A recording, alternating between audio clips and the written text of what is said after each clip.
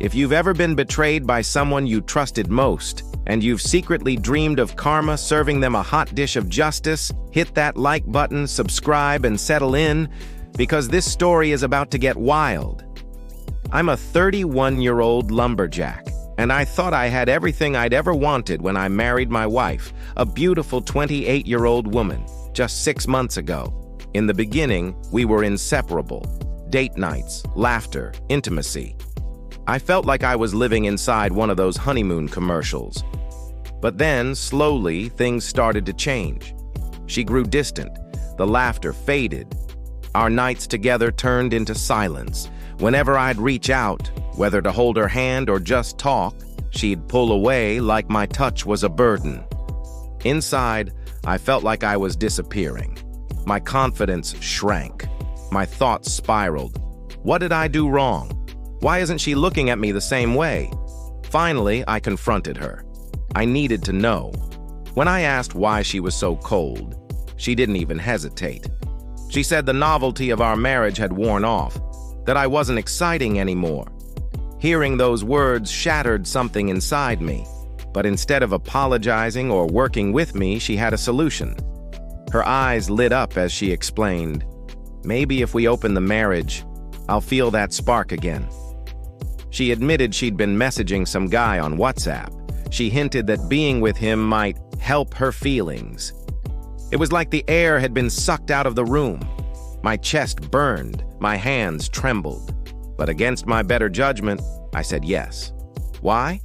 Because in that moment I was desperate.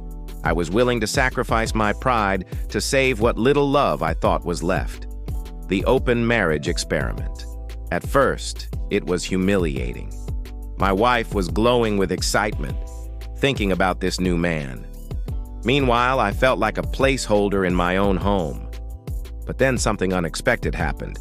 I decided that if she was going to explore, then so would I. I leaned into what I knew, my work. I'm a lumberjack, so I started advertising myself on Tinder and Craigslist, offering tree chopping, outhouse building, cabin crafting, but with a discounted rate for dates. Not free, never free, but enough of a bargain to spark interest. And suddenly my phone wouldn't stop buzzing. Women loved the rugged charm, the sweat, the strength. My business boomed, my evenings filled with laughter, flirtation, and appreciation. For the first time in months, I felt alive. Meanwhile, my wife's grand romantic adventure? Yeah, not so grand. Turns out that mysterious WhatsApp man wasn't some tall, dark stranger. He was a scammer.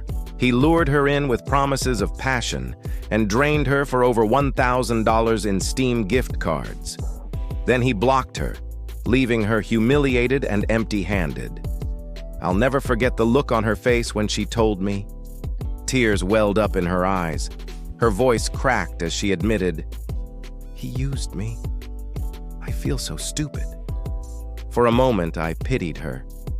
But then I remembered the nights I spent alone, the words she said about me not being enough, the way she tossed aside our marriage like it was nothing. That's when she turned to me, desperation dripping from every word. "I think we should close the marriage again, go back to normal, just you and me." And here's where the tables turned. I looked at her, this woman who had tossed me aside like an old toy, and I said, "No, I like my life the way it is now." Her jaw dropped. She wasn't expecting me to be the one with options. She wasn't expecting me to be thriving. Now every day is a reminder of the choice she made. While she sits at home scrolling her phone in silence, I'm out building cabins, chopping trees, and being admired for who I am. When I come home, she watches me with envy, like she's realizing too late that she opened a door she can never close. And the best part? I didn't even have to lift a finger for revenge. Karma did the work for me. Her fantasy man was a scammer. Her gamble backfired. And now she is stuck with the bitter taste of regret, while I am living a life fuller than ever. You know what's ironic? She thought I was boring. She thought I wasn't enough. But in chasing her own excitement, she lost everything. And me?